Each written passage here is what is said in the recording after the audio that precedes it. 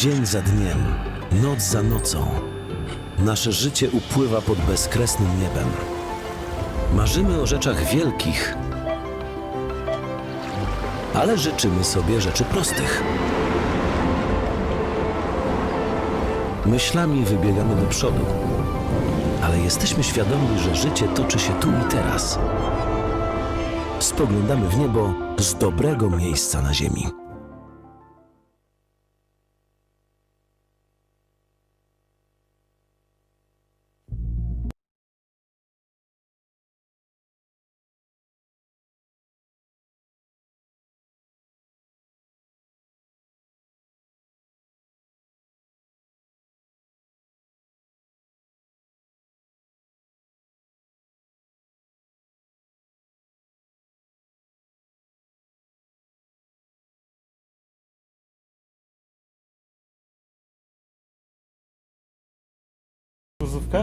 Lepiej tak, nie? Niż tam.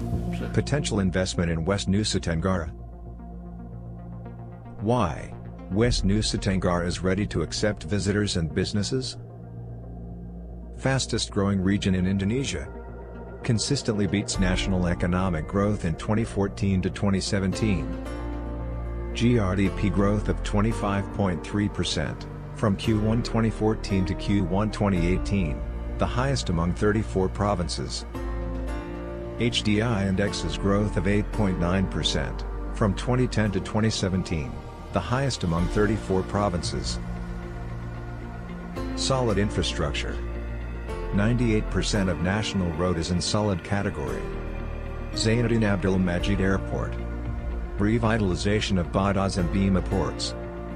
Gilimas, Lembar Port Development. Dams. Pandandur, Bintang Bano, Rababaka Complex. Surplus of 25 megawatt.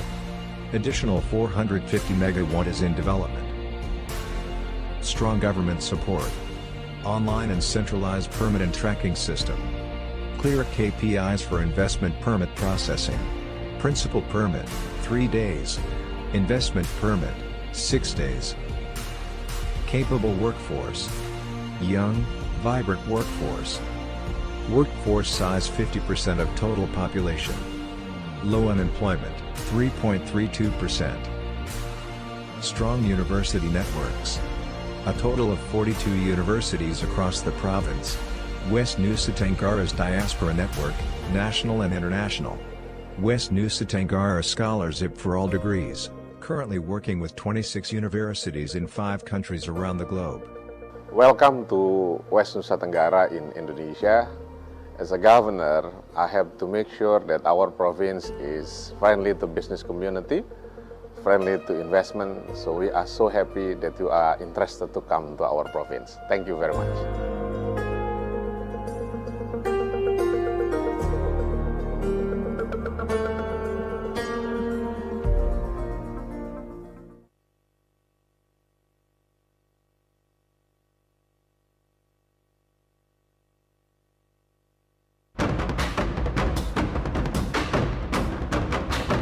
Na program zaprasza sponsor Miasto Toruń.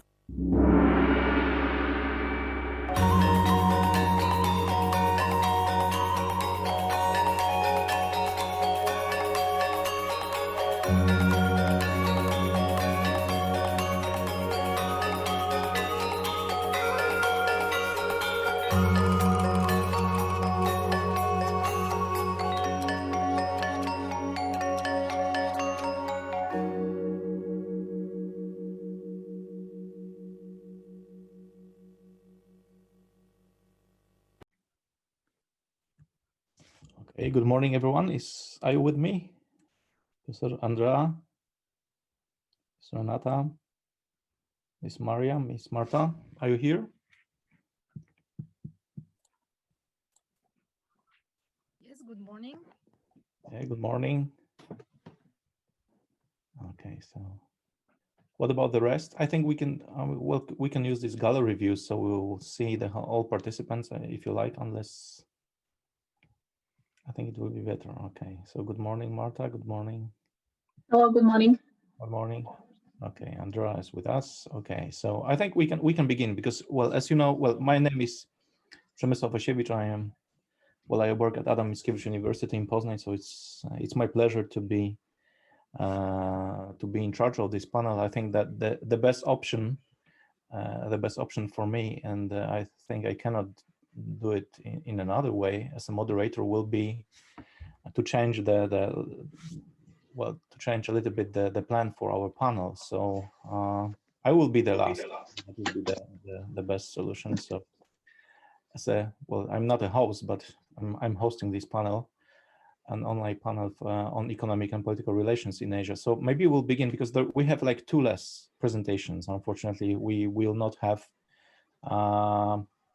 Marcin Grabowski with us, and as far as I know from Marta, there will be no presentation of Agnieszka Wójcik-Czerniawska and Professor Krzysztof Marecki. So we'll have like 2 less. So my proposal is that we will have, let's say, 15 minutes per each presentation, right? So I think it will be enough. What do you think?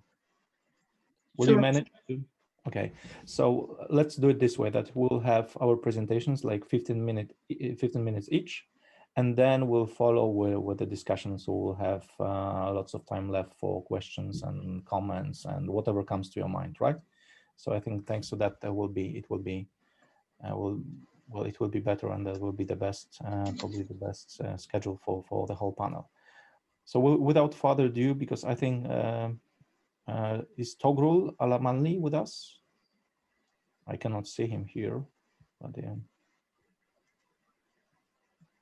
Miss Maria, any news from Mr. Alamanli? No. Okay, so we don't know whether he's joining us. Okay, so maybe Professor Andrea Czajkova will begin. If you are ready, Andrea, then the floor is yours, right? Thank you. Thank you very much. Dear Przemysław, for me it's a pleasure as well to be with this group with my presentation in this section.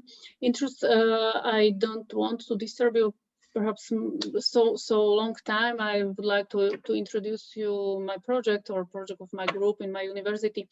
Well, firstly, I would like to start with introduction myself. My name is Andrea Czajkova. I'm from the Faculty of Social Sciences of the University of St. Cyril and Methodius in Trnava in Slovakia. I hope you know Trnava. If not, it's the best time to visit because our town is really beautiful.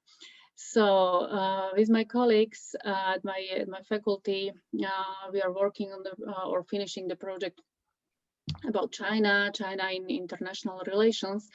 So this is also the reason why I would like to introduce, because of course when we start with the country in the international relations, it's necessary to start with the internal relations of the country, and my aim, I would like to share my screen if it is possible. I would like to switch to the presentation, if it is okay. Yeah, absolutely. You're welcome. Of course. Yeah. Thank you.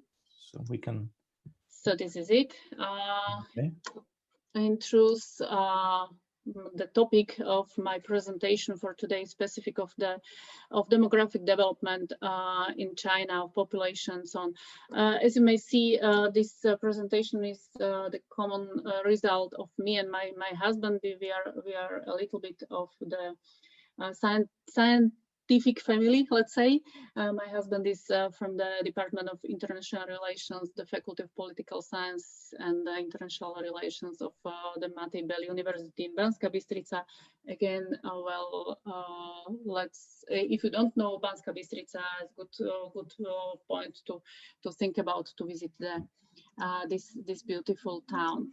But back to China, the aim of my paper or my presentation, or let's say the part of my project, scientific project, is to point out the risks and the prospects of the sustainability of China's socioeconomic development based on analysis of China's current demographic policies.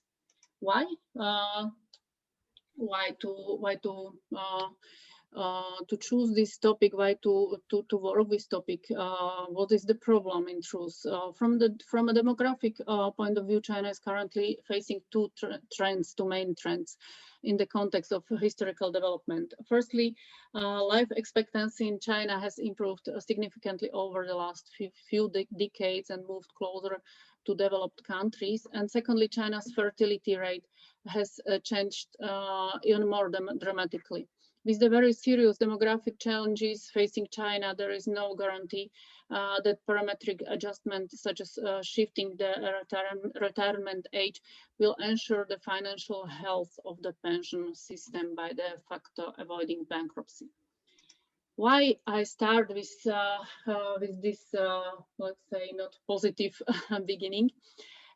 In 2000, the number of people aged 60 and older reached 10% of the total Chinese population, making China an aging society according to internationally recognized standards. China is widely recognized as a nation that is growing old before getting rich.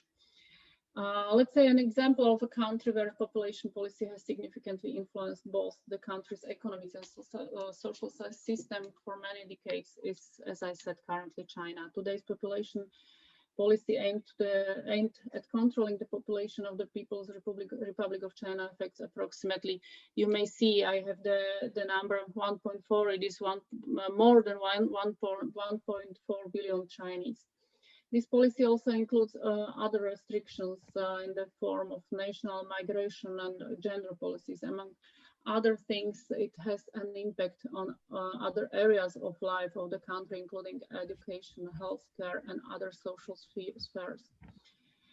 Its population development from the second half of the 20th century represents a unique experiment, let's say, in the application of political decisions and tools to the functioning of society as well. However, the consequences of such policies can be largely politically distorted by the decision of political elites to knowingly or unknowingly modify the facts. Such a case of may be conscious misinformation informing about the total Chinese population. Some of scientists, for example, concluded in some interesting books like Big Country with an Empty Nest, the Chinese population, or the author of this book, Fushan concluded in this book that population statistics have been based on false and exaggerated data since 2000, and that the actual size of the Chinese population may be more than 100 million smaller than what the National Statistical Office states. This author and his colleague found that UNFPA, United Nations Population Fund, predictions for the Chinese population were based on markedly inaccurate data that caused the deviation of tens of millions of people. This may be due to the fact that both Chinese and UNFPA officials have been for years using to measure Chinese birth statistics and to predict the future Chinese population trajectory in correct total birth rate data varying from 1.6 to 1.8. Let's look a little bit to numbers. The current population, official numbers of the current population of China should be somewhere in between, as I said, 1.4 billion. Let's say 1,004,039 millions. With this second number, it should be 1.441 millions, as the World Matter yesterday this was written. So China's 2020 population should be this 1.439 according to UN data. China population is equivalent to 18.47% of the total world population. China ranks number 1 in the list of countries by population, and the population density in China is 153 per square kilometer. The total land of China is 10 million approximately 10 million kilometers, and what is also necessary to point is that more than 60% of the population is urban. Here you may see at the graphs how the China population is rising between 1950 and 2020, and at the same time you may see how the yearly population growth rate is going down. What about the life expectancy in China? You may see that the numbers of the males and females together, population is rising still from the 1950, as I showed you before, till 2020.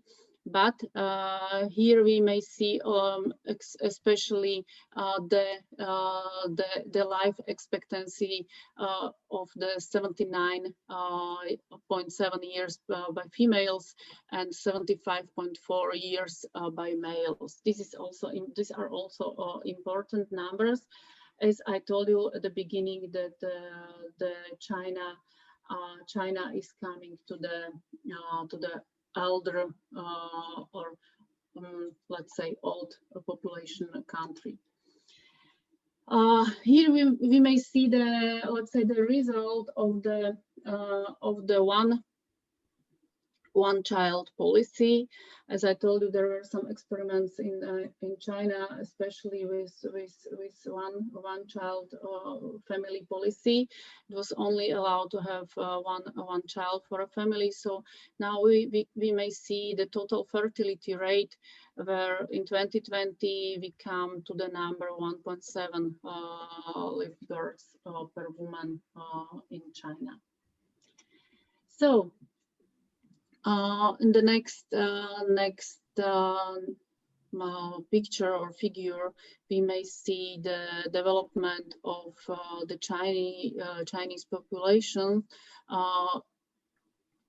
in the official, let's say, numbers.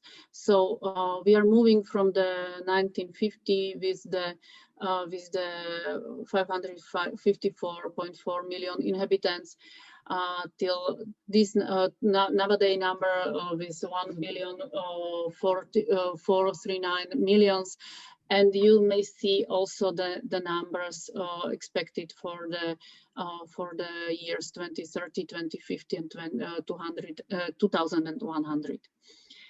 The same we may see, or very similar numbers we may see with the development of Chinese population by age.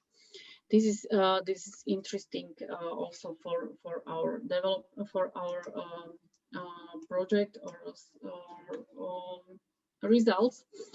Now we can see the development of Chinese population in the graph, and here we may see what I'm talking about, that the number of the young people is in truth falling down, and the number of the population 65 plus is growing up. This may be the main problem. The main problem of the Chinese population, and we are trying now to find out the best way of the China population, let's say, policies, where we are trying to find the way how, let's say, to improve the possibilities for China. Here we may see the China urban population, where the numbers I told you at the beginning. You may see that in 1955 the percentage of the urban and the rural population was big difference to nowadays 60% urban population in 2020. In truth, this is very, let's say, very short description what we are trying to solve or to present as let's say, as a result of our project. In truth, we are trying to produce the common view to the China situation as in the internal relations, like with the population and demographic situation, and we are trying to have a common result also with the China's external let's say communication within the international relations.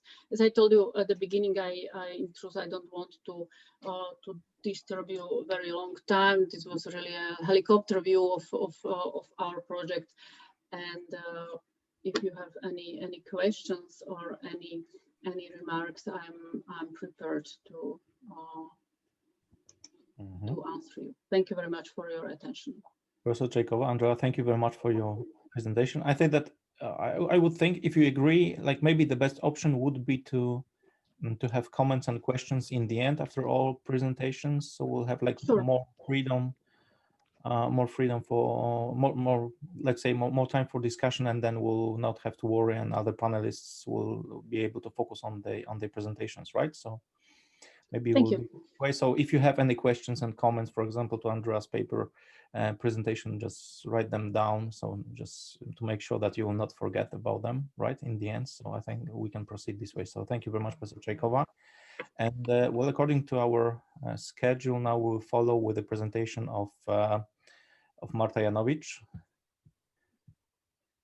who is representing my home institution. So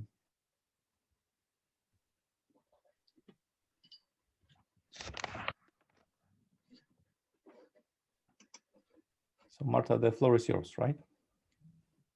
I mean, I should say the laptop is yours. I don't know how to say that. Maybe Zoom is yours. Oh, well, sounds better.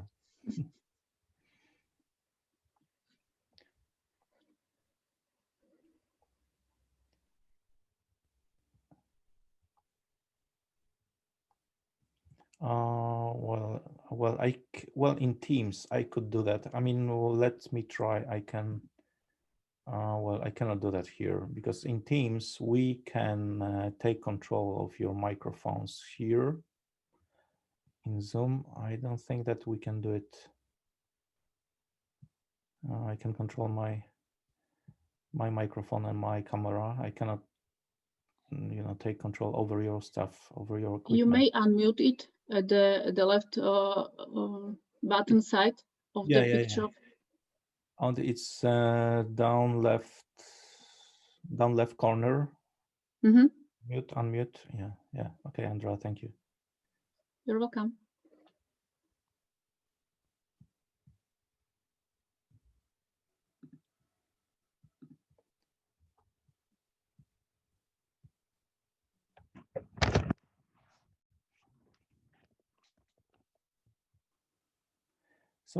So maybe, Marta, we will come back to you. So meanwhile, you can check the settings of your laptop or of your PC. Maybe it's muted. I mean, it's muted on your computer, right?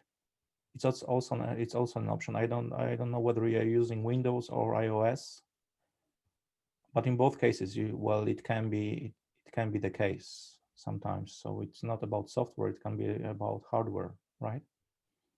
But then anyway, don't be stressed. Take your time, and we'll come back to you, and then we'll follow with Mrs. Renata Lessner-Schwarz, who will present on. I don't know if my pronunciation will be correct, by Jogt Sangburni, right? A non-obvious cultural spectacle, right? Was it correct?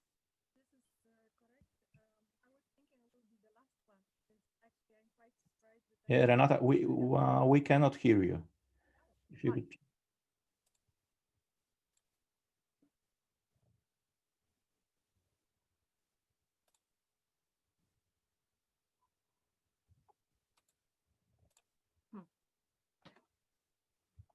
You know, if there are more technical problems, I will start sinning.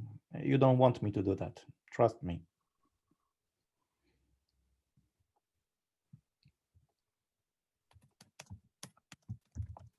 Okay, now we can hear something. I don't know. Oh, now you can hear me? Yes, yes. If you Okay, could just so speak up maybe a little bit, yeah, okay. it would be okay.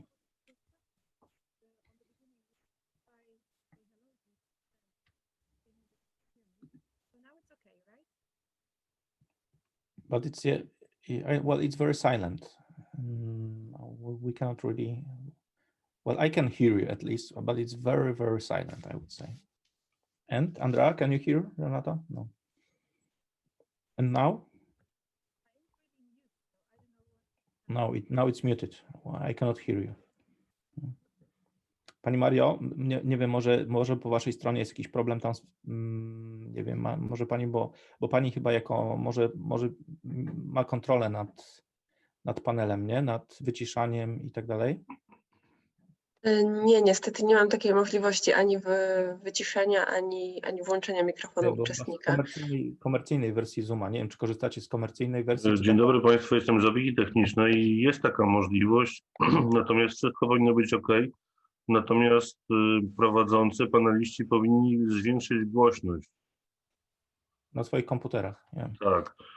Czy ja mam to powtórzyć po angielsku, czy to wystarczy dla nas? No, tutaj chyba zainteresowane osoby to słyszały, nie? Bo Myślę. wszyscy znają. Andrea, you also understand, Polish, right? Like we understand Slovak, right? Slovakian language, so it's like, it's not a problem to communicate, actually. Now your microphone is silenced. It's muted, Yeah. so Andrea. You switched off. Sorry. That I've been 1 month ago in Poland in Piła, and we were communicating both English and Polish. It was a very interesting communication. Like, yeah. Or in the 3 languages: English, Slovak, and Polish. Well, it's quite easy for us to understand your language, and as far as I know, it's quite easy for you to follow what we are talking Yes. about in Polish, right? It's worse with the Czech language. You don't. I mean, you don't have any problems. That's obvious because but still, for us, I mean, the Czech language is quite hard. I mean, if you speak. Not especially. You must. I must say that after 1 week in Prague, Well, after 1 week, I could understand everything, and I could speak Czechish language, and I was surprised what a different and strange and funny language is in TVN7. Oh, okay. This is interesting. This is always harder for us because we understand absolutely Czech without any problem. But when we have to speak Czech, it is more that we speak, let's say, Czechoslovak. Oh, yeah, okay, I understand. Yeah. Yeah, the language was once unified. Yeah, I know. Yes. Yeah. But sometimes, it's like when I agree that we can follow in Czech. When it's written, I think, it's sometimes when you have descriptions on goods, like both in Slovak and in Czech, then you can see. No. In truth, these are 2 languages. I meant that when I like a Slovak, I'm trying to speak Czech. It is never the clear Czech language. It is always like I speak Slovak with the Czech words. This is yeah. There are like huge differences in vocabulary. Yes. Many differences, and I always speak wrong with the wrong some words or some grammatics. This is always with the. But it is for you. It must be really easy to when you understand Slovak. You then only need to listen to Czech language and to speak with them, and you come to as colleague said, you come to the language. Yeah, or you have to spend 1 week in Prague. Then I agree. Sure, it's a good idea. It's like with Chinese. Well, I don't speak Chinese, but when I was in China after like 2 weeks, the only European channel I had access to was Rai Uno, obviously in Italian, and I understood everything. Really? After 2 weeks, I heard only Chinese around me, and everything was in Chinese. So it's it's scientifically proved that if you are in such an environment, your brain tends to look for whatever sounds or looks familiar, and then all your senses are engaged, and you start understanding languages which are closer to your mother tongue. Yeah. It will be connected to your language. Przepraszam? Okay.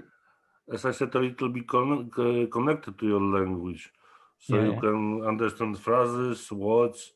Yeah, exactly.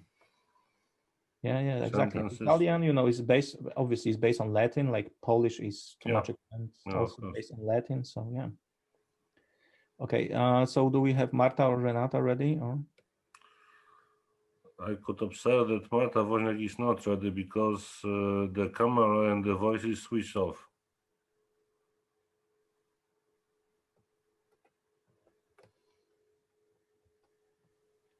So maybe we have section only with 2 participants. Yeah, now we are left. It's only us. And Renata left. I don't know where. Oh yeah. Pani Mario, gdzie jest pani Renata? Gdzieś nam zniknęła? A nie wiem, chyba się rozłączyła. Okay. Zaraz do niej napiszę, czy wszystko jest w porządku. A jest pani Renata. A jest. Tylko nie widzimy.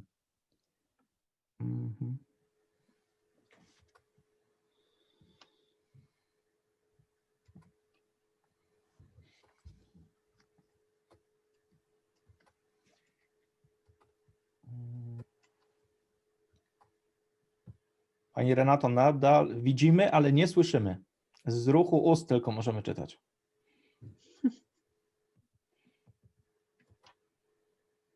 A to będzie trudne, bo ja z córkami czasami ćwiczę, ale no, dla zabawy oczywiście, ale... O. I nigdy nie wygrywam.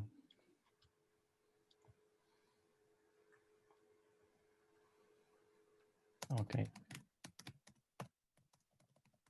Pani Renato?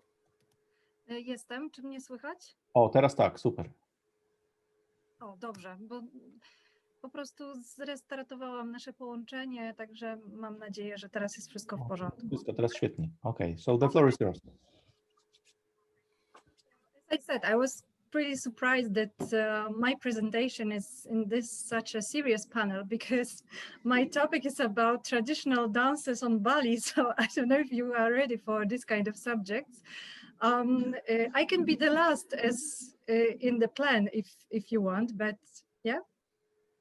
Or should I have present? It sounds very interesting to me, so I'm more than, I'm eager to listen about it, because quite frankly, I have no idea what it is. So, I guess I saw it once on YouTube, because somebody sent me something. I have some students from Indonesia, but it's like, yeah, would be more than. Sorry, if you see my presentation. No. I share. When you click, okay, I share the screen. Yeah. Bottom of the screen, green button. No, perfect. Okay. It's here. Yeah. Now it's okay. I can. Oh, it's still okay. Yes, we can see that. So we are ready. Finally, sorry for the technical problems. I don't know. It was maybe something with connection, because when I restart the meeting, everything goes fine. So as I told you, my presentation will be about the dance research on north part of Bali. The plan of presentation, it will be I think very short one, because as I told you, I'm quite surprised that I am in this kind of panel, because there's no connection, but actually maybe with some business when we will think about Joget as a part of the family businesses in Bali. I will concentrate on Joget Sangburni. This is the type of Joget which is only in one village in the north part of Bali. And it was the 2016 when the first time I met Joget Sangburni. I was completely in shock, because Joget has his own roles. Joget is a dance which is presented for fun, to having break after hard daily life. how we divide the dances in Bali. The Indonesian school said that we should divide the Balinese dances to the three groups. First group is the Tariwali. It means that is the group of the dances which are sacred religion dances, and they have this relation to the religion of Hindu Dharma, which is the basic religion, dominated religion on island of Bali. And those are dances which are performed mostly in temples. The second group is Tari Bebali. This is the group of the dances whose function is related to the religion, but they can be performed outside of temples. And for me, the most interesting group of the dances is Tari Bali Balihan.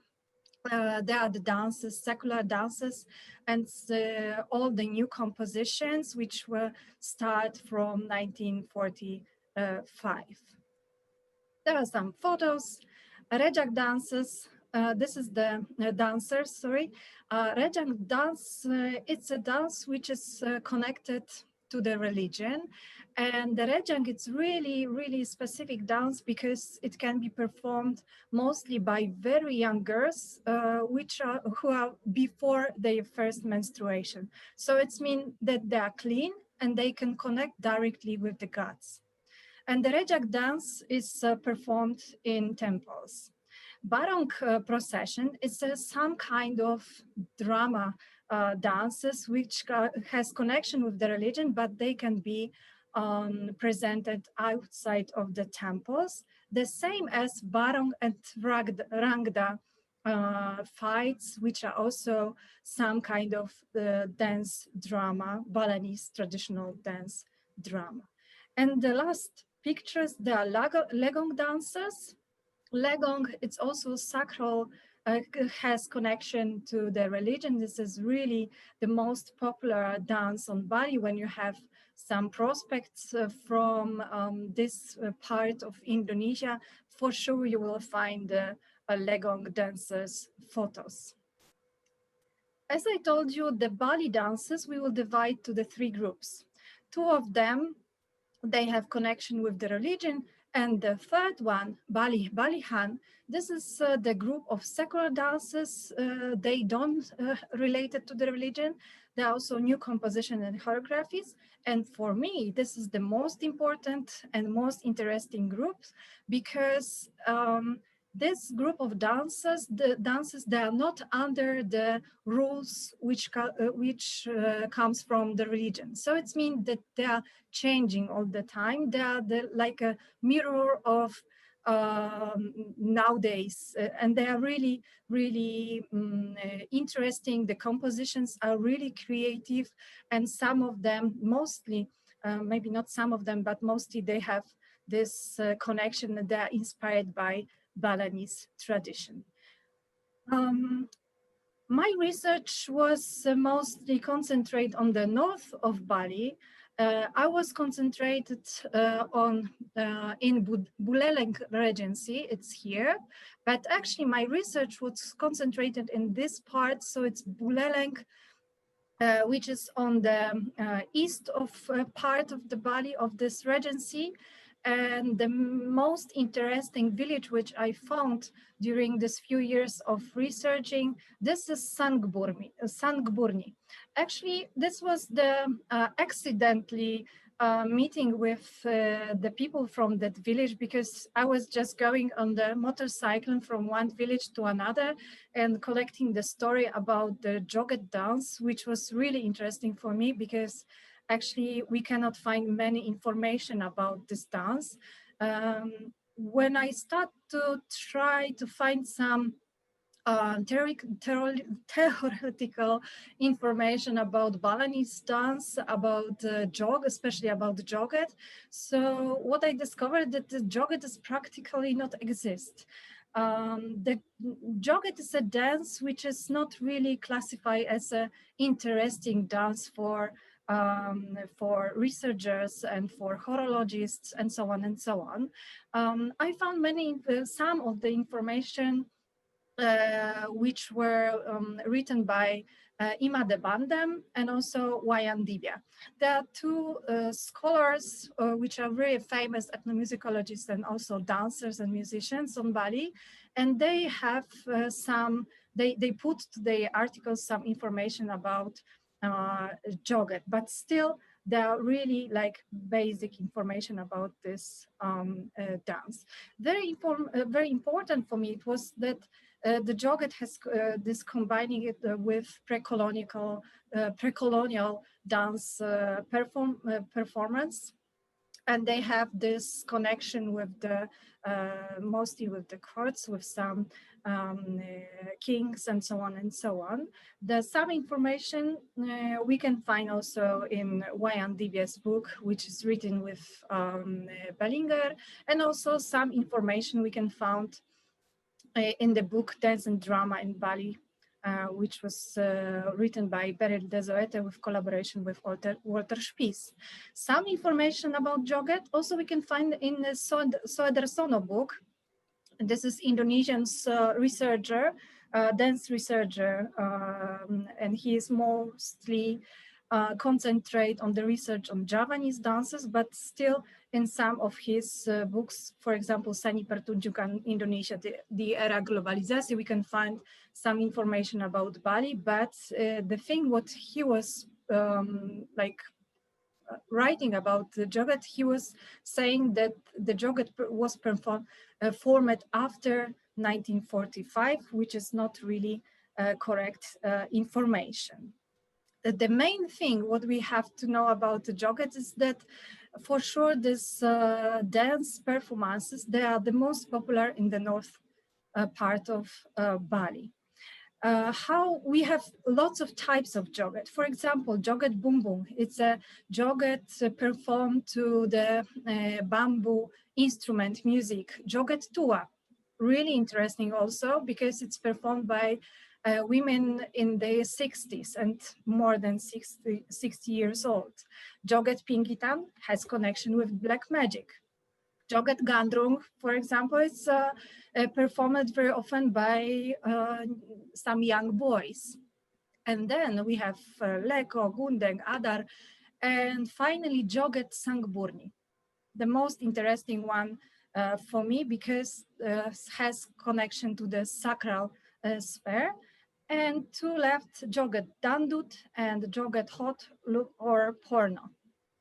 The two last one, they are really popular now. And actually when you type to the YouTube, the word joget, for sure, it's like in 60% you will see this joget hot or porno because they are the most popular one.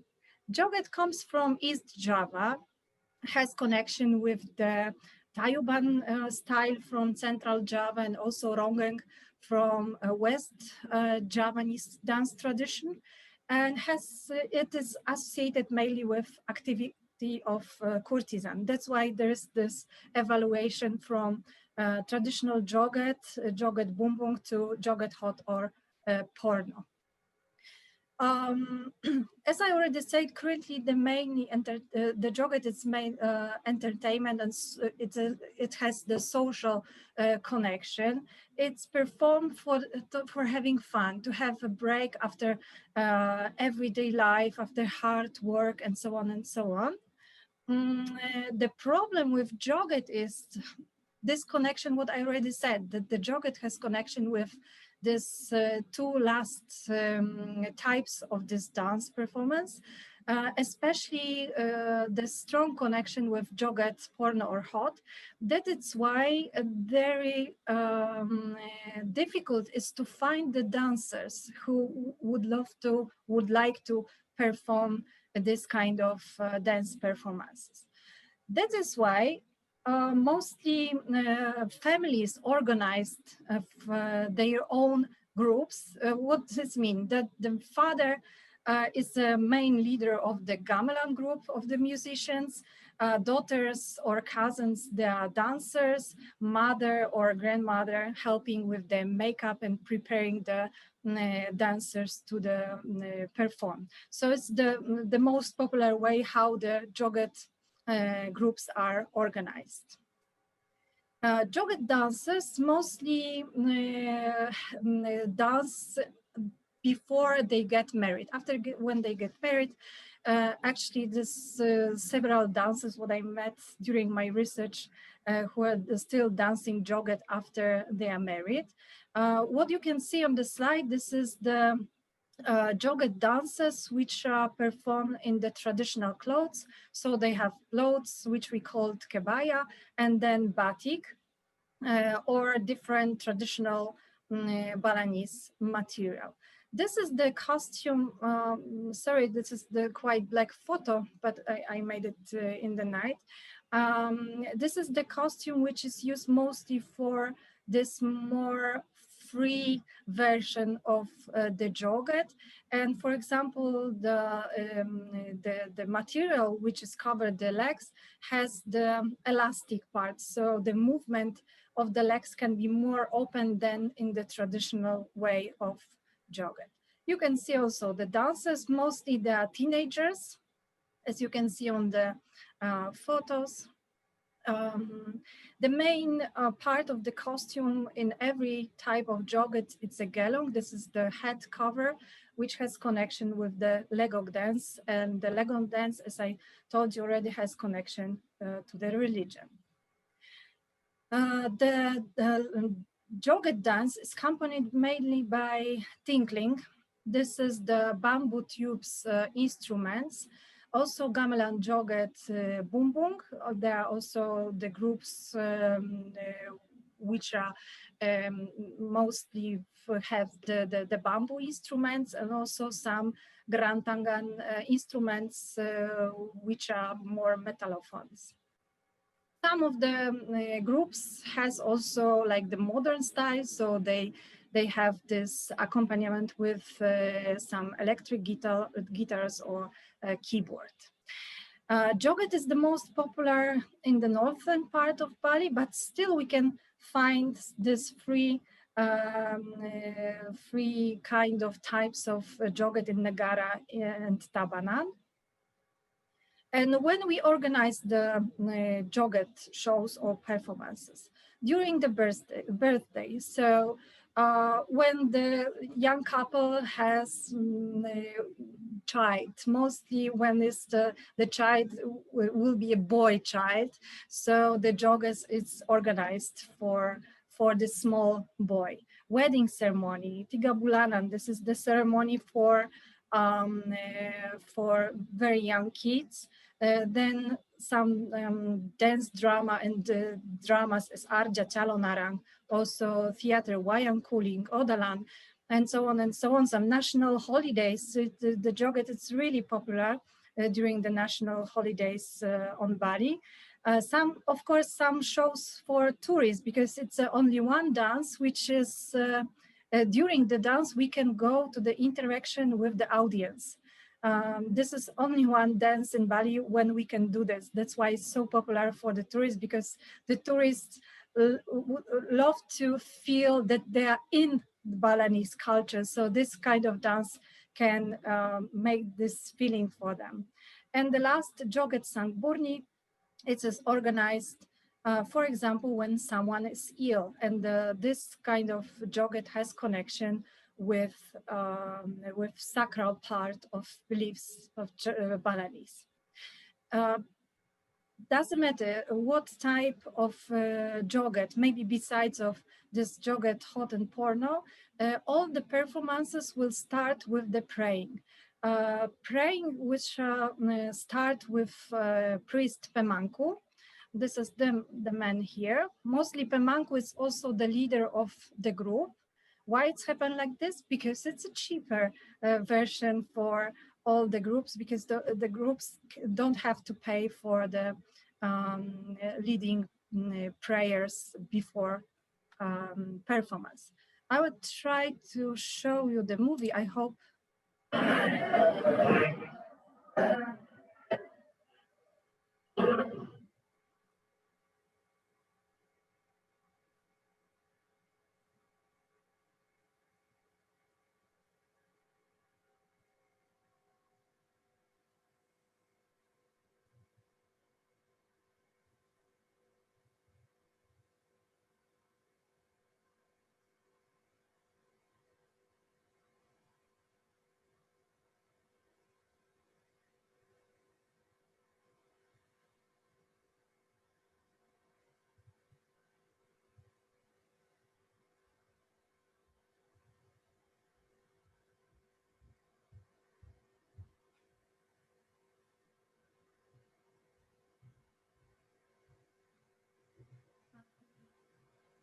will take like few minutes before the performances. As you saw, the dancers during the praying, that they're just preparing themselves to the performance. Then everything starts. The parts of Joget dance is pembukaan, it's like the opening part, then gibing, when the dancer will go, and mapang, this is the parts where dancer will go to the interaction with the audience, then some jaipongan, the more sexy part of the dance, and the closer one, penutupan. How it's looked, the opening one, the short movie.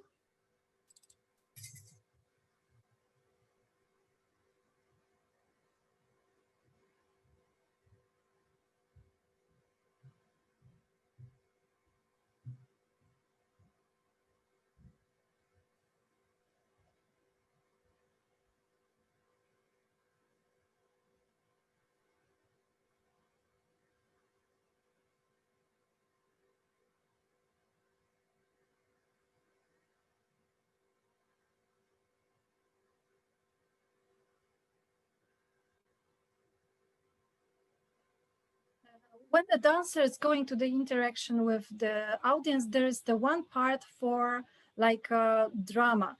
And when the audience, they know what to do, so they perform the normal life, women and men during their marriage. And it's looked like this.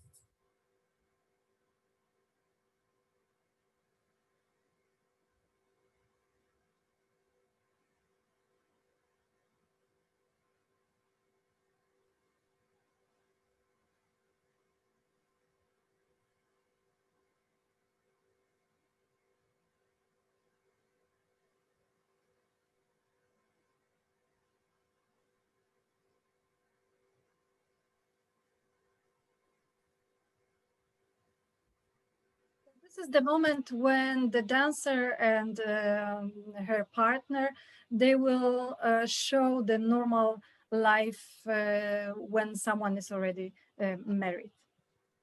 And what about Joget Sangburni? Joget Sangburni is performed in the different kind of clothes. This will be more traditional one. And Joget Sangburni performed by inhabitants of the village of the name of the same name. So Joget Sangburni is the name of the name comes from the name of the village where it's performed. For me, Joget, it's a cultural performance. It's a type of the action where the subject of the action are not only the dancers, musicians, and also people who are chosen by the dancers, but also during this cultural performances, we have this whole community, all the participants who are joining as a viewer or in the different kind of participation people. Also part of the Joget is this prayers and pemanku who are like leading the praying time. Sangburnik Sacral Joget takes place after the sunset. So it's the atmosphere of darkness, some magic probably. The Joget Sangburni performative space include the stage space, which is in the inner courtyard of the temple.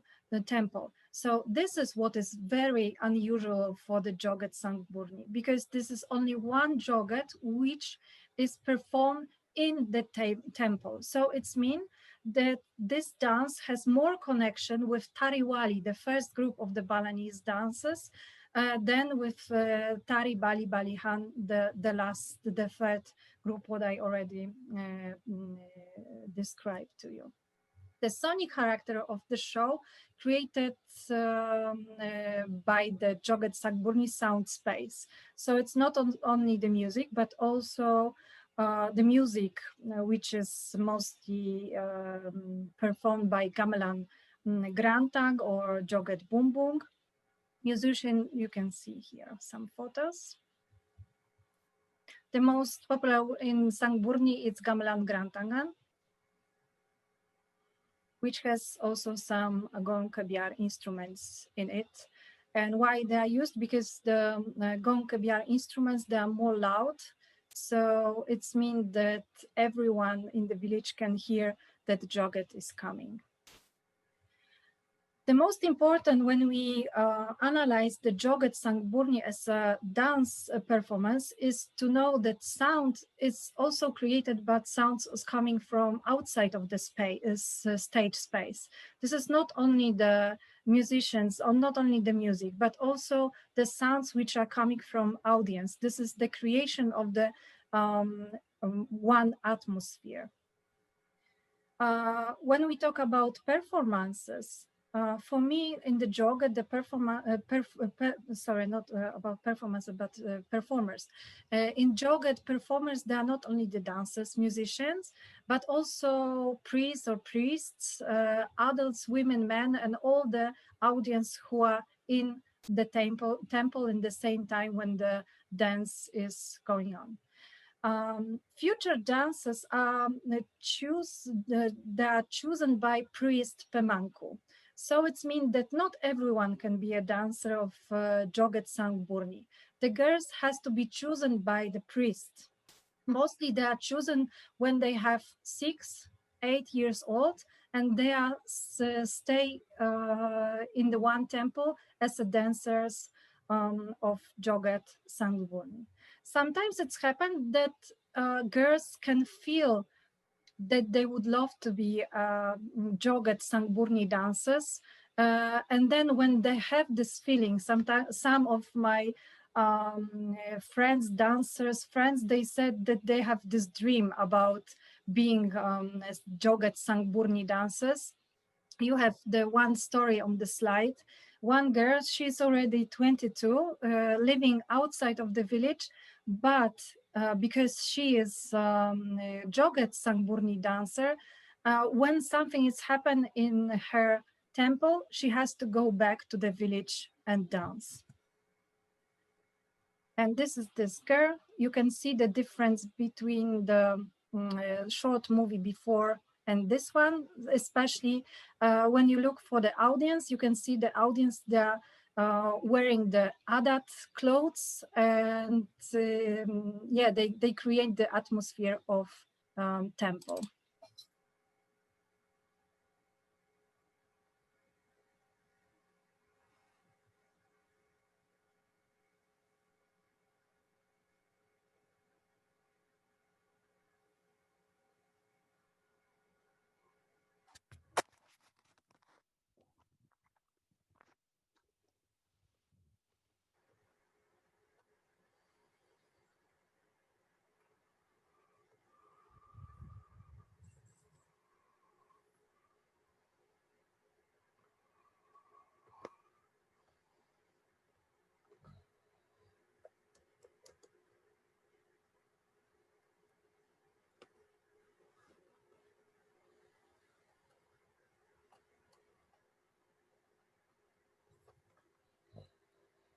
I think I have more examples, but I think I'm out of the time. So on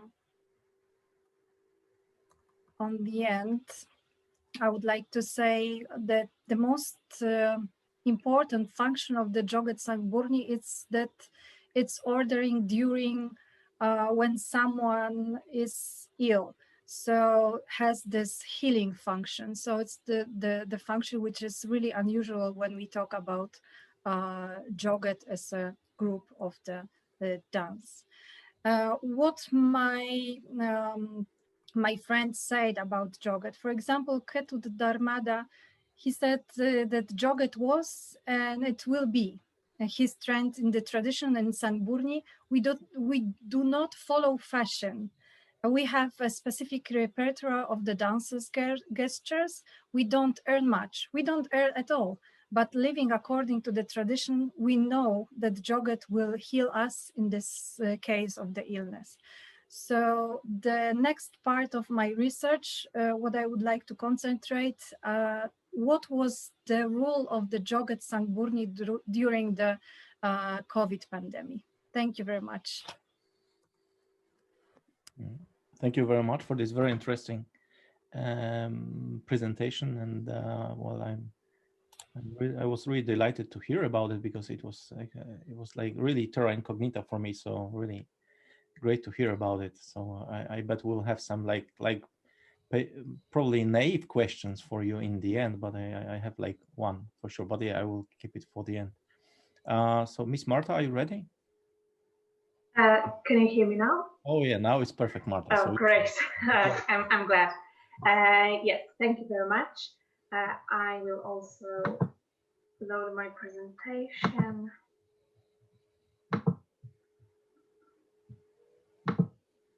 Is it visible? Is the presentation visible? We can, yeah. Yes, okay, thank you very much. Hello, my name is Marta Janowicz, and as the professor said, I'm also from the Adam Mickiewicz University in Poznań, and I'm a graduate student, currently writing my master's thesis on the issue of North Korean refugees in South Korea. And as a part of my research, I am also combining an overview of northern policies under different administrations in the Republic of Korea, and this is what I would like to focus on today. So the title of my presentation is From Anti-Communism to Sunshine Policy. Therefore, I will cover the policies from the establishment of the Republic of Korea, also known as South Korea, till the administration of Kim Dae-jung that ended in 2003. I will touch on the historical background, and then I will jump into the overview of the northern policies. The reason we have two Koreas, and therefore international inter-Korean relations and policies, northern policies in South Korea, southern policies in North Korea, is the fact that Korea was divided after the Second World War. And what led to this division? First of all, it was the end of the independent Korea. Korea was an independent country for almost 2,000 years prior to being annexed by Japan. And before being annexed by Japan, it ended its long-standing policy of SADE with China, which meant that Korea was a vassal state towards China, and it recognized China as the supreme force and its superior in the world politics.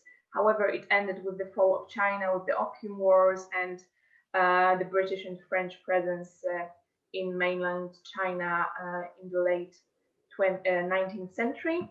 Therefore, Korea wanted to become truly independent, and it transitioned from a kingdom vassal state to China to an empire, a very short-lived empire because it lasted only for 13 years, and in truth it lasted for maybe about 4 or 5 years because Japan started taking control of Korean politics and both internal and external Korean politics in the early 20th century.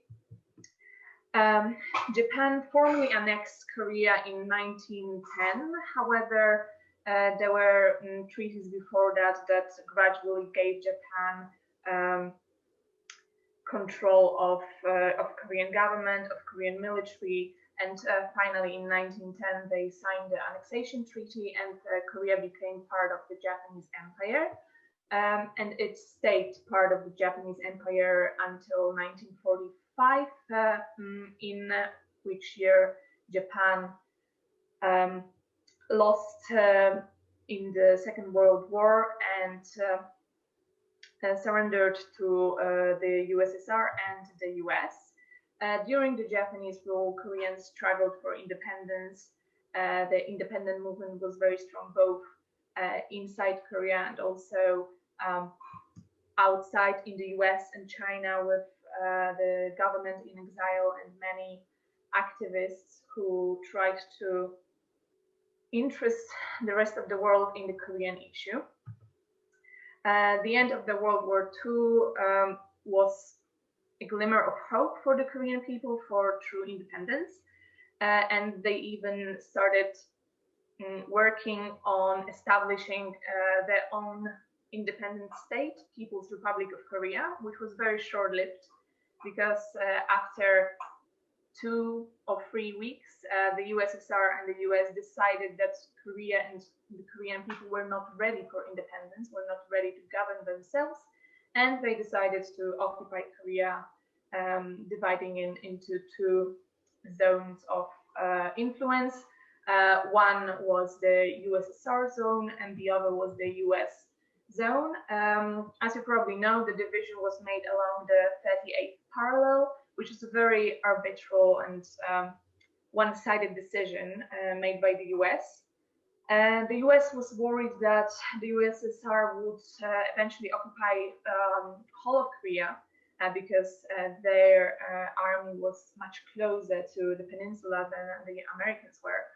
Therefore, the government assigned 2 young officers who knew nothing about Korea, about its history, about its geography, about the tradition, and those 2 young officers were assigned the task of drawing the line of division between the USSR and the US occupation zone, and they chose the 38th parallel as it divided the peninsula in more or less equal parts, but ensured that Seoul, Korea's capital, was in the US-controlled zone. And this division was supposed to be only temporal. The plan was to help the transition from the very traditional state into a democracy. However, as we all probably know, it didn't happen that way, and the division became a permanent aspect of the East Asian political landscape. The unification, initial unification plans, as I said, failed, and 2 Korean states emerged in 1948. In the north, it was the Democratic People's Republic of Korea, led by Kim Il-sung on the right, the very kindly-looking gentleman. And in the south, it was the Republic of Korea, led by Syngman Rhee, who was backed by the US. And he became the first president of the Republic of Korea, thus beginning the First Republic, the period of First Republic in South Korea. What was his stance on North Korea? What were his policies? Truth be told, Syngman Rhee never adopted a formalized and official policy towards North Korea. However, he was very vocal and very honest about his views on the northern neighbor. And the most important characteristics of his views on North Korea was anti-communism. Syngman Rhee was a Western-educated nationalist, and he thought that there can be no cooperation with communists. He didn't want to even entertain the idea of a diplomatic solution in which both his democratic, what he called, country would negotiate with the communists and come to some mutual agreement. He was a proponent of a military solution, and he thought that Korea should be unified under the US-led democratic ideas, not as a communist state. And he always used communism and the threat of North Korea as an excuse for many policies that made the life of regular South Koreans very hard, and he used North Korea threat as a tool of political oppression. One such example was the National Security Act, which is a policy adopted in 1948, and in principle it was supposed to ensure stability and peace in the country. However, it soon became the most prominent tool of political oppression, not only under Syngman Rhee, but also under subsequent administrations.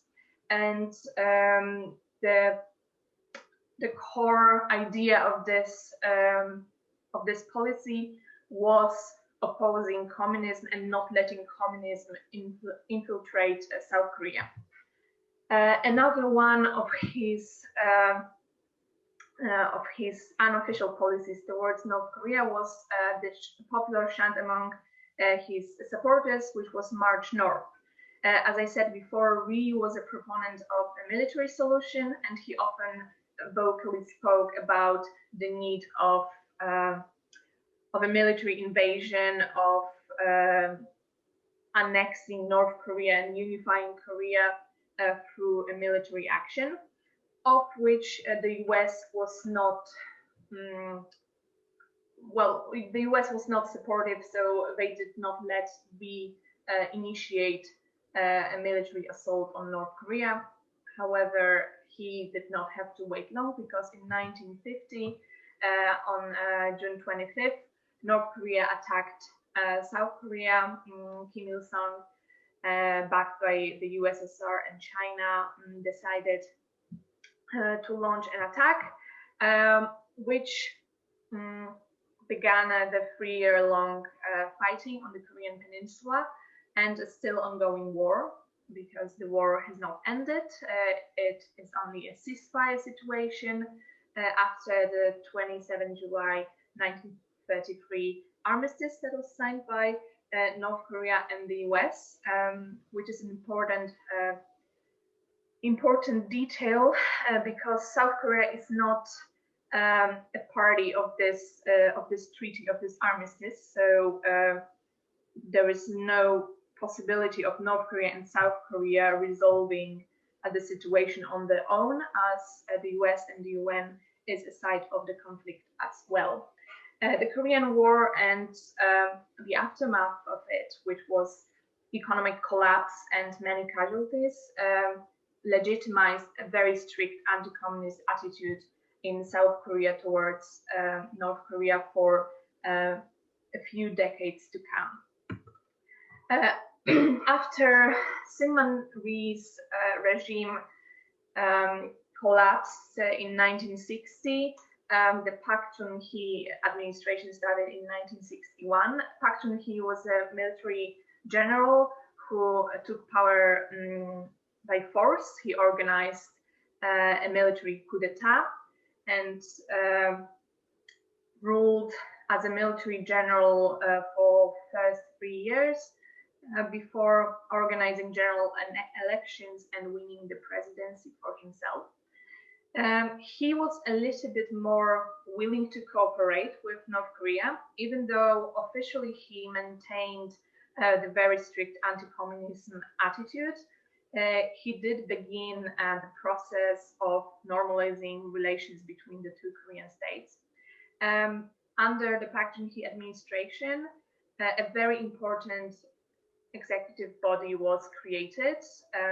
Back then it was called a National Unification Board, and it was a body that dedicated itself to establishing North Korea policy for the current administration and subsequent administrations, and also was responsible for coordinating inter-Korean dialogue, which at that point was non-existent. However, soon after, the new era of inter-Korean relations began, and first direct talks between the two countries were held. The first talks focused mostly on humanitarian issues, and they heavily involved Red Cross organization. And both South and North Korea believed that resolving humanitarian issues first was the key to successful peace and unification negotiations in the future.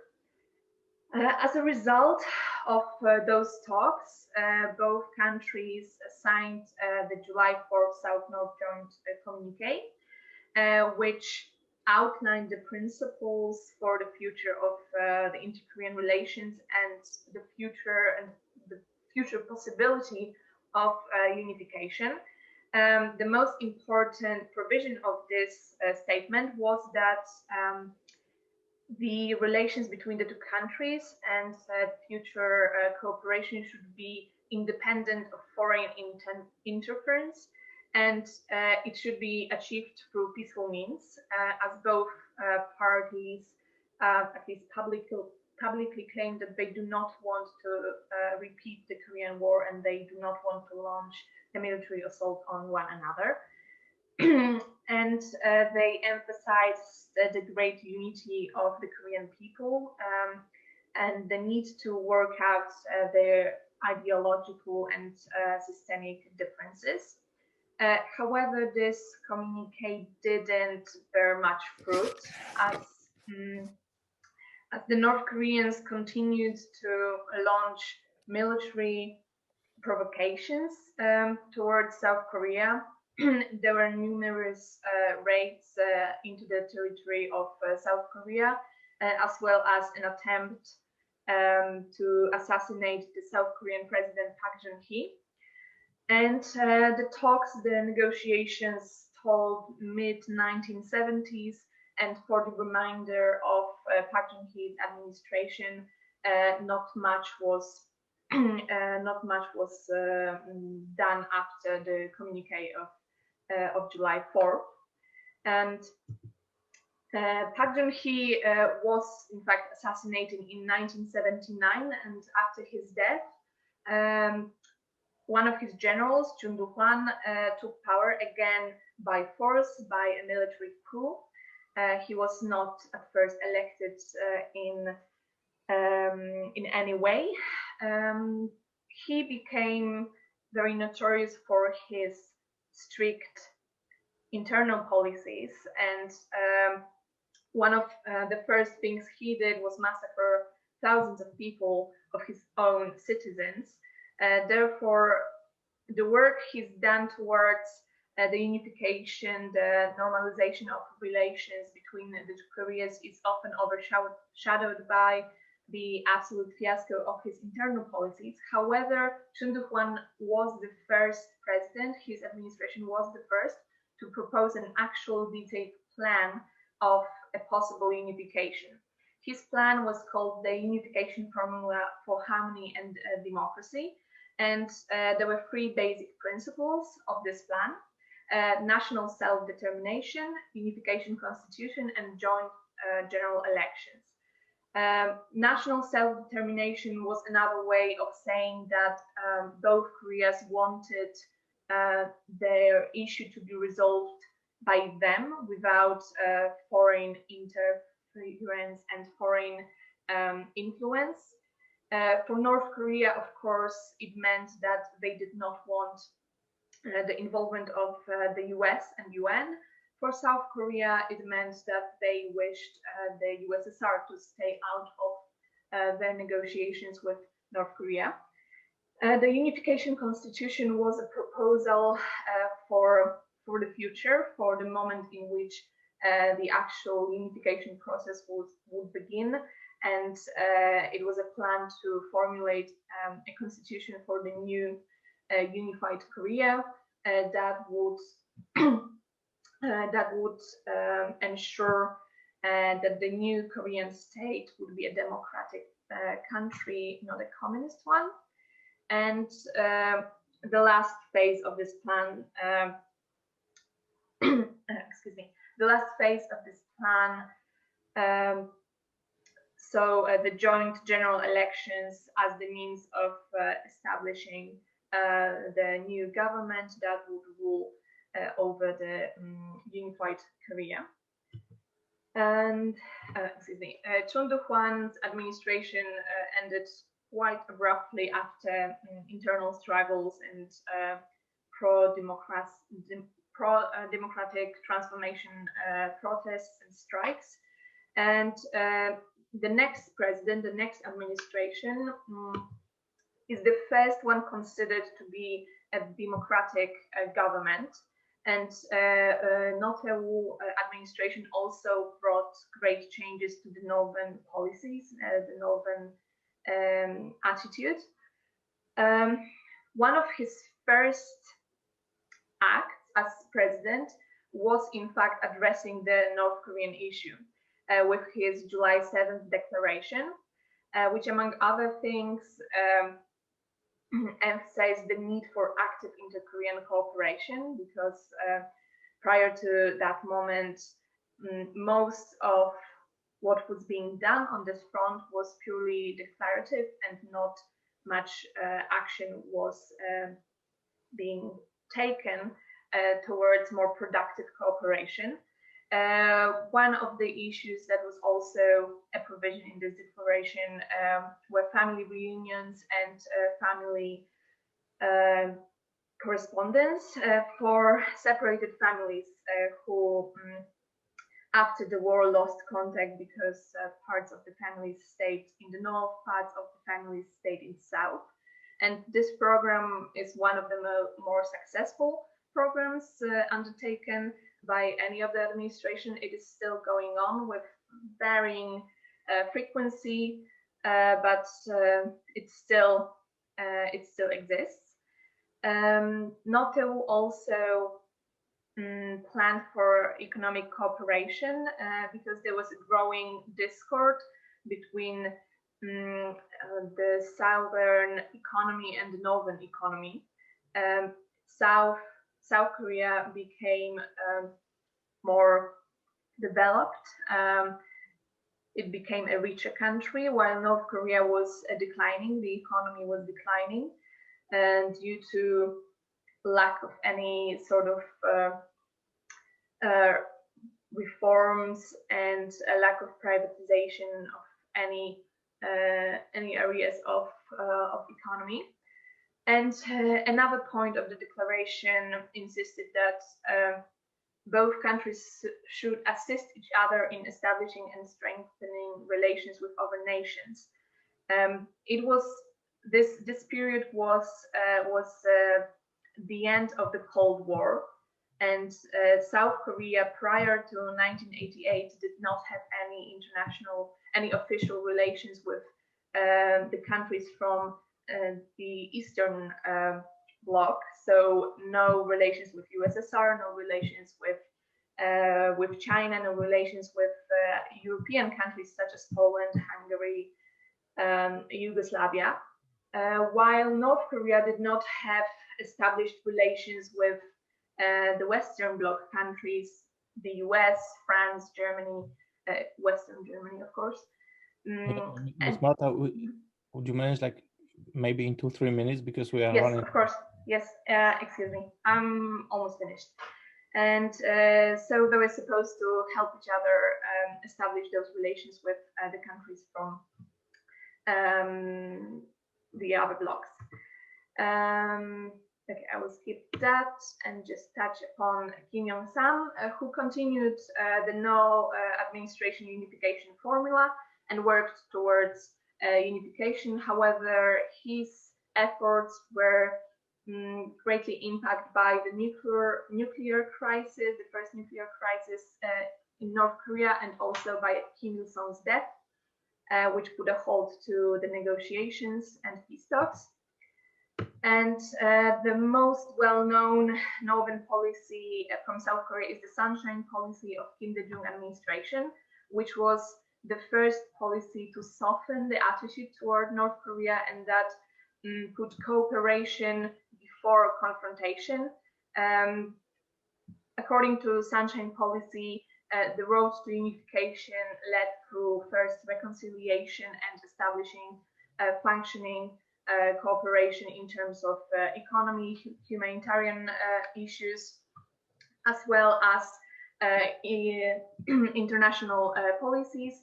And Kim Dae-jung was also the one who established the Ministry of Unification, which is solely dedicated to the issue of North Korea, among others, the refugee re-assimilation program. And he also held the first Korean summit of 2000, which was a huge event for the relations between the two Koreas, and gave beginning to the new turn in those relations. For his work towards the peace on the Korean Peninsula and the betterment of the relations, he received a Nobel Peace Prize. Yes, and that is all, because we're running out of time. Thank you for your attention, and I hope that you would like to later further your knowledge on the Korean issue. Thank you. Okay, thank you, Marta, for this very informative presentation. And yeah, so it seems that so it's only me left. I mean, it's like my presentation is the last. We have nobody else, right? Because yeah, we had like 7, so now we are 4. So, well, Renata said that, you know, it's she said that it's a very serious panel. I bet I know what you meant, but actually, well, my presentation may seem to my topic may seem serious, but hopefully it will not be boring, right? Because I know that sometimes it is so that we come from like, we represent like other well, various approaches and so on in science, and in our research attitudes differ and so on, but hopefully you will like it. So let me okay, so let me share my presentation with you. Okay, hopefully it will be okay. Let me start it.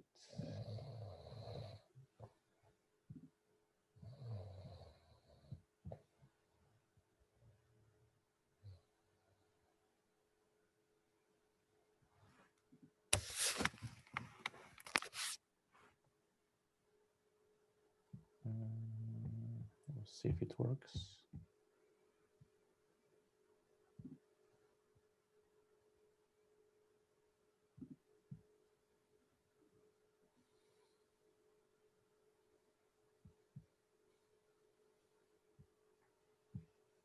Okay, I have to agree, so Zoom will be able to share.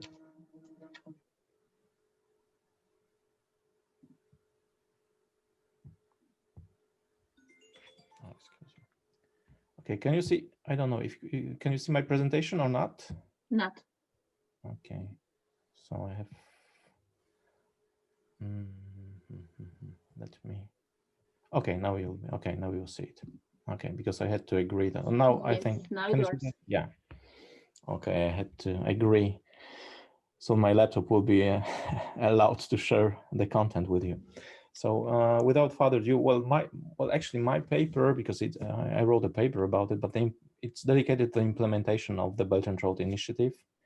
I bet, well, you must have heard about the Belt and Road Initiative. So we look at it from different angles, including political, economic, and social aspects. Well, so in this case, I will focus mainly on political aspects, focusing on the cooperation of the People's Republic of China and its attitude with Syria, with the Syrian government, and its attitude towards the Syrian conflict, which is still ongoing, as you know, in the region. Okay, let me move with my presentation. So, well, as far as theoretical background is concerned, my biggest concern was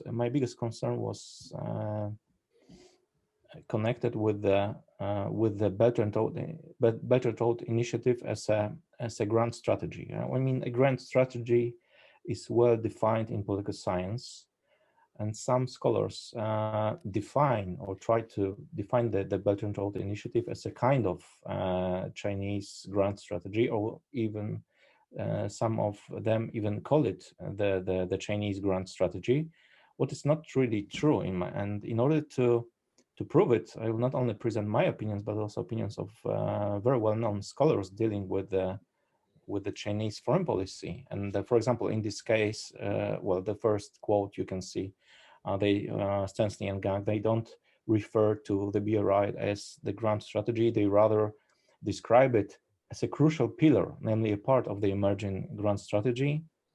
And the same in the case of Anushiravan Ehteshami. He's it's a British scholar of Iranian origin, and again in this quote you can see that he refers to BRI as a key element of Beijing's grand strategy. Again, it's just a part of the grand strategy, not a grand strategy itself. Also, the Chinese scholars they define it as a project, well, it's in the name, as an initiative rather than any grand strategy. because the grand strategy is the rejuvenation of the Chinese nation, which is supposed, as you know, to be completed by 2049 in order to celebrate the 100th anniversary of the establishment of the People's Republic of China. So it's quite symbolic. But in this case, the Belt and Road and the Belt and Road Initiative, although if it's successful and completed, it will be the biggest ever project in the history of the world. But still, it's just a part of the grand strategy, not the grand strategy itself.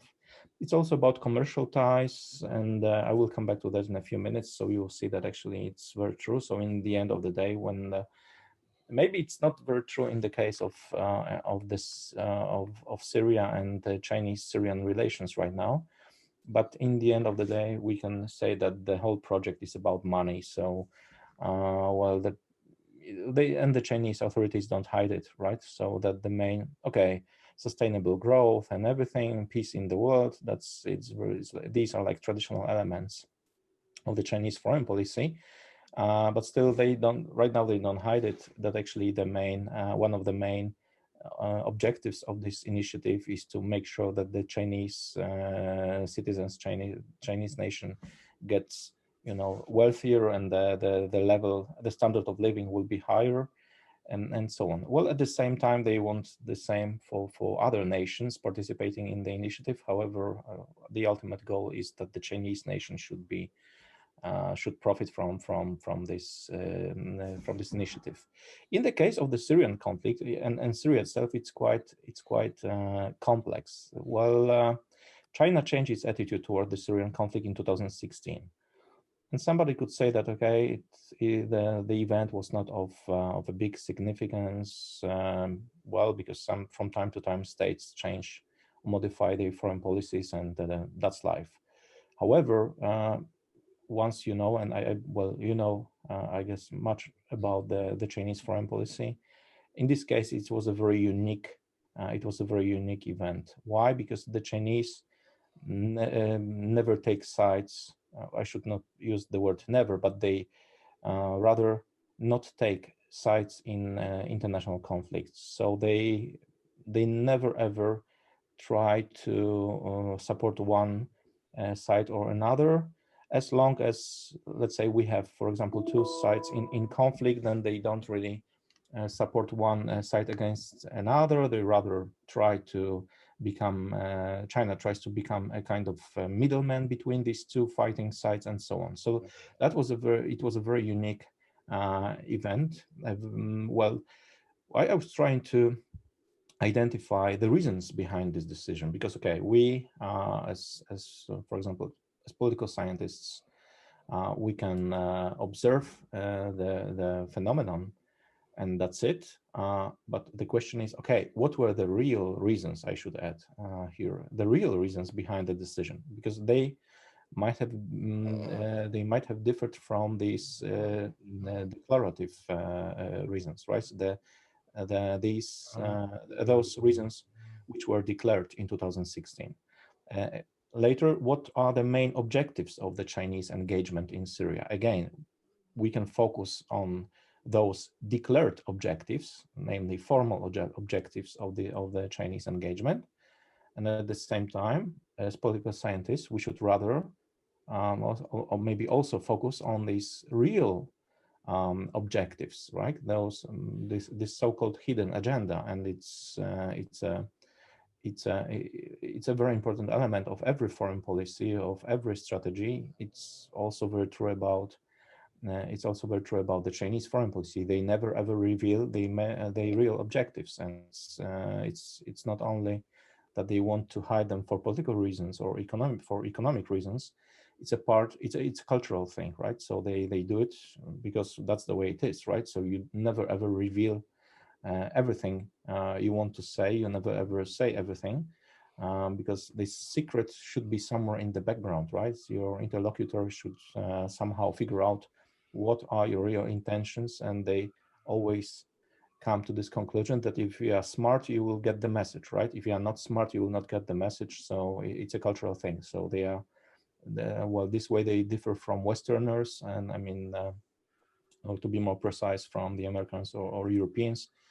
we tend to say everything we think in a few sentences, and we use blunt words and everything. So there are no secrets, and we can bluntly say what we think or imagine. And at the same time, the Chinese never ever do that for as I said, for cultural reasons. So well, yeah, that's the thing, you know. And then what are the consequences of this change? So it will be a more or less related to scenario making. So the first part, which is related to these reasons, I mean, it's very important to understand that within this project, the Middle East is seen as an extension of China's periphery. It was also defined a new zone of fragility. In the past, the People's Republic of China focused mainly on its immediate neighborhood, namely Central Asia, Southeast Asia, and well, both Korean states, but especially on the people on North Korea. And at the same time, they also focus obviously on the bilateral relations with the Russian Federation, and that was that. So they were paying attention to everything what was going on in the immediate neighborhood. With the introduction of the Belt and Road Initiative, the scope of this periphery was extended, and right now it includes also the Middle East region. The problem is that we have so many conflicts, ongoing conflicts and disputes in the Middle East, that it's no longer possible for the Chinese to be only observers in the region and middlemen. Well, this role is quite positive, and China tries to play it in some cases, but they don't have, I would say, this luxury of being a middleman anymore. So they understood, probably, that's what I think, that the Chinese authorities understood that they, well, in order to achieve their objectives, they will have to, from time to time, take sides in international conflicts, because, well, you cannot be friends with everybody. And in the end of the day, well, you have to calculate more or less, you have to choose the winning side. That's what they are trying to do, and that's what they did in the case of in the case of Syria. Well, they perceive or try to present the Belt and Road Initiative as a conflict resolution tool. What do the Chinese mean saying that? Well, at once they introduced the BRI, it's all about cooperation. It's not about disputes. It's not about conflicts. It's not about rivalry. Rather than all participating states should become economic partners, especially economic partners. And they believe in a very simple rule that once we cooperate and we share economic interests, then we don't fight, right? Because both sides have, for example, have something to lose. So instead of fighting, we would rather focus on cooperation, and we'll just exchange goods, services, and so on. Well, the Syrian conflict in this case is seen as a threat to the southern corridor. Well, I will show you the map in a few minutes, so you will. I bet you saw it. You have already seen it, but still, it's important to understand that the Syrian territory can play a very significant role in the whole project, not only in the Middle East but also on a global scale, and I will try to prove it pretty soon.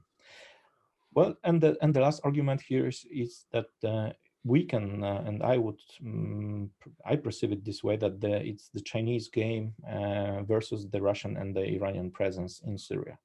Well, they cooperate in Syria, no doubt about it. So they go hand in hand in many cases, but still we have a kind of, I would not use the word rivalry, but a kind of competition between these three partners in Syria. So they all of them support President Bashar al-Assad and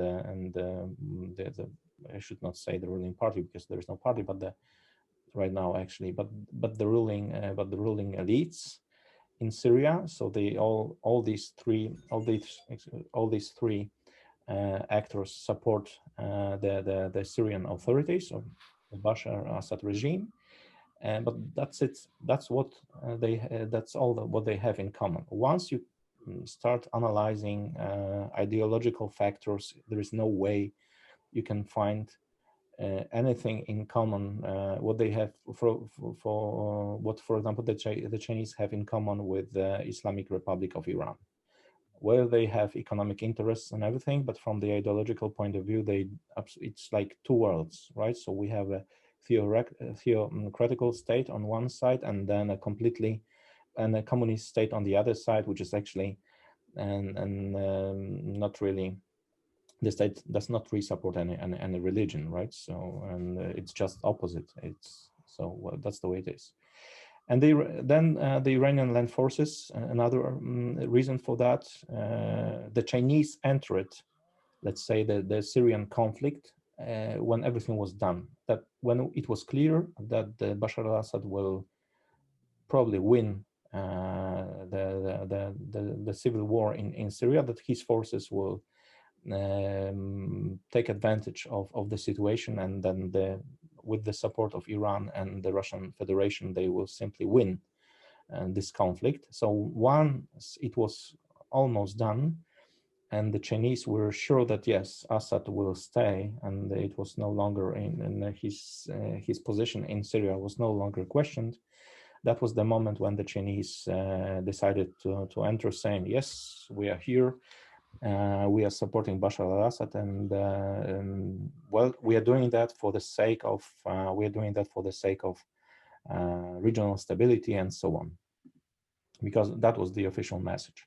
Well, I promised to show you this map. Well, as you can see, these railway connections, namely the southern corridor, it doesn't go across the Syrian territory. But once you know the situation in the region, and you know how fragile it is, and all these ethnic connections, and the presence of some terrorist groups in the area, well, the so-called Islamic State is over, but it doesn't exist anymore. However, we still have to remember that more than 8,000 fighters are somewhere there. I mean, maybe not physically in Syria, or maybe in Iraq. We don't know about it, but I bet they are somewhere, and you never know. So that the area is very fragile, and if not this group, like another groups may pop up. So they have to really pay attention to what's going on here. It's not in the map, but it's not marked here. But they're also planning new infrastructure crossing Iraq and Syria, and this way they would like to get access to the Eastern Mediterranean in order to maximize security of maritime connections and so on. And this, at the same time, the Chinese initiative will be less fragile and it will be well secured from any political changes, for example, in the Red Sea area, will be more secure. There will be no risk of any blockade of the Suez Canal and so on. So that's why the Syrian territory is quite important, and the most important thing for the Chinese is to make sure that there is stability and peace, and they don't have any problem, any conflict in this area. So the investments will be safe. They will be able to build factories and so on. What are the objectives? Well, as I said, the first one, I think it's quite clear. They want to be on the winning side, because when you are on the winning side, you have access to investments. If there are any public tenders, the Chinese companies will be very competitive, and it's highly probable that they will win these public tenders, and the infrastructure is ruined almost completely destroyed in most of the Syrian cities. So the money and the investments will be needed, and the Chinese, they have capital. They will be able to come with the investments, with the capital, and rebuild Syrian cities. Of course, they will not do it for charity purposes and so on, for humanitarian purposes. They will just do it. As I said, it's in the name. This kind of help will be seen as a kind of investment for the future. And as we all know, the Chinese can wait, so they can wait even for 50 or 60 years for benefits of this policy.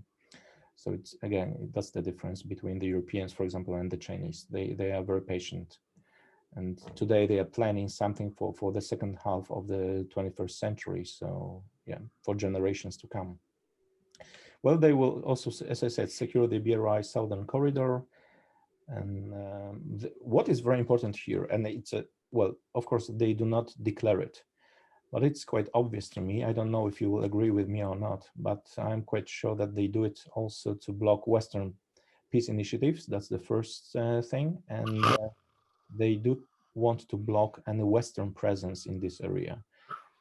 Because once we have, let's just imagine, any Syrian rebel group wins the conflict, so it will be more than, it will be clear that this particular rebel group will support Western countries, and at the same time, the Chinese will lose their leverage in this part of the region, right? So it's quite obvious that in this chessmate, I mean, the Chinese move the figures to Syria just to block any potential activities of Western states, especially of the United States. Another hidden factor here is that they want to combat, and that's what they did. They wanted to combat Uyghur militancy in Syria. Like many Uyghurs joined the so-called Islamic State, and they became fighters. They became fighters in Syria. So it was it's a kind of secret, but you know, that's the secret everybody knows about. That they sent some special troops to Syria in order to, we have to put it bluntly, in order to eliminate these terrorists, in this case Uyghurs, right? So just first to make sure that they will not come back to China, and second, to get rid of this problem, like to get rid of the most radical critics of the rule over Xinjiang. So, well, there are no statistics about it. However, this factor resembles the Russian presence in Syria. I mean, the Russians did the same in order to fight radical Islamists coming from Dagestan, Chechnya, and other parts of the Russian Caucasus, right? So it was their policy was, the Chinese policy will resemble to some extent the Russian policy with regard to fighting terrorist groups in Syria. Well, new tenders and investments, as I said, it's all about money, so it can be treated. Well, today we help Bashar al-Assad, so well, it's obvious that he or his predecessors will help us in the future, because they will remember, okay, the ones you help us, so now you are our friends, so basically we'll invite you, and we'll invite your investments in Syria, right? Consequences, very briefly. Well, I'm quite sure that the Syrian case proves that China will not be able to apply its traditional strategy of non-interference. So, I mean, sitting in the back seat is not possible anymore for China, especially with Xi Jinping. The moment he openly said that, yes, our objective is that China will become a superpower, and yes, we want to take a responsibility for international order. The moment he said that, that was the end of a kind, well, of, let's say, of the post-war period in China's history, right? Because as you remember, the previous strategy was like keep low profile, don't be develop, but keep low profile, don't be too visible, and so on and so on. Right now, the strategy has been changed, and the Chinese don't hide it, that they have their own ambitions and they want to really shape the international order. Well, so basically, I see these changes in the Middle East, in their policy towards the Middle East, and especially towards the Syrian conflict, as a prelude to further changes within the PRC's foreign policy. So still, the very similar activities or phenomena will most probably be observed in the case of the ongoing Yemeni conflict, the Kurdish question, the rivalry between Saudi Arabia and the Islamic Republic of Iran, tensions within the Gulf Cooperation Council here. It's the same. The Chinese are now trying to they're trying to avoid taking sides, but it's no longer possible for many reasons, right? But well, it doesn't really change the fact that they will be very cautious and selective. So in my opinion, they will always wait till the last minute just to make sure that they will always be on the winning side. So it's not like in the case of some Western states, especially for example, the United States or France, that they, from the very beginning, they support this group or another, and the authorities are very open about it. In the case of China, I think they always wait as long as possible. And that's what I mean, saying that they will be very cautious. And finally, no doubt that the Chinese have the ambitions in the region, so they will cooperate, and they cooperate with the Russian Federation, with Iran and with Turkey, but at the same time, they will be competitors. So I do not really believe that they will really let other partners shape the international order in the region. They would rather try to be an equal partner, although they are, physically, geographically, they are far away from the region, but still, they will do their best in order to have this upper hand and at least control the situation on the ground. So if there is nothing not in line with the Beijing's expectations, I'm quite sure that they will intervene. Yeah, so that's all. Very briefly, because we were just okay. I will stop sharing. Okay, I'm back.